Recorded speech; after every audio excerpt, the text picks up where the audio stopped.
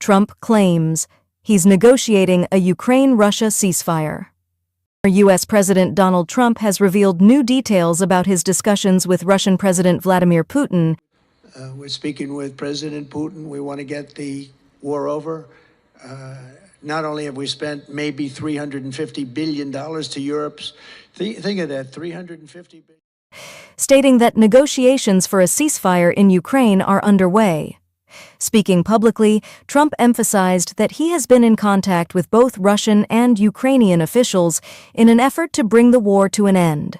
He claimed that under his leadership, the war never would have happened. If I were president, and it's just 100% would not have happened, would never have happened. I used to speak to President Putin a lot about it. I said, don't do it. Don't do it. I won't tell you what the consequence was. I won't tell you what he said. But if he believed even 5% of what I said, then he would say, I'm not going to do it. And I think he did. But we had a good relationship and we had a professional. And criticized President Joe Biden for allowing the conflict to escalate. War costs and human toll.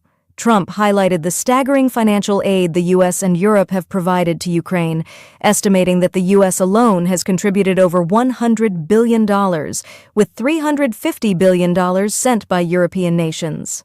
Despite this, he stressed that the most important issue is the human cost, stating that as many as 2,000 to 2,500 soldiers are dying each day. Fathers, the friends, and the families, and the towns where they grew up.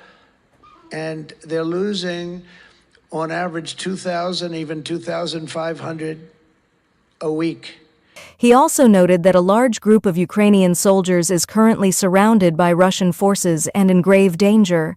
Trump claimed he has personally urged Russian officials not to harm them, calling the situation a tragedy. Ceasefire negotiations.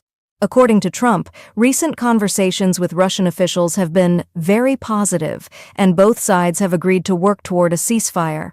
However, he acknowledged that achieving peace would be difficult and that there is still a long way to go.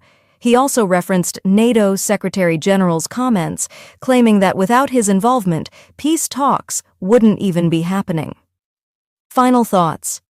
While Trump insists that his leadership could have prevented the war, he remains optimistic about reaching a resolution. However, the situation on the ground remains tense, and whether these negotiations will lead to an actual ceasefire remains uncertain.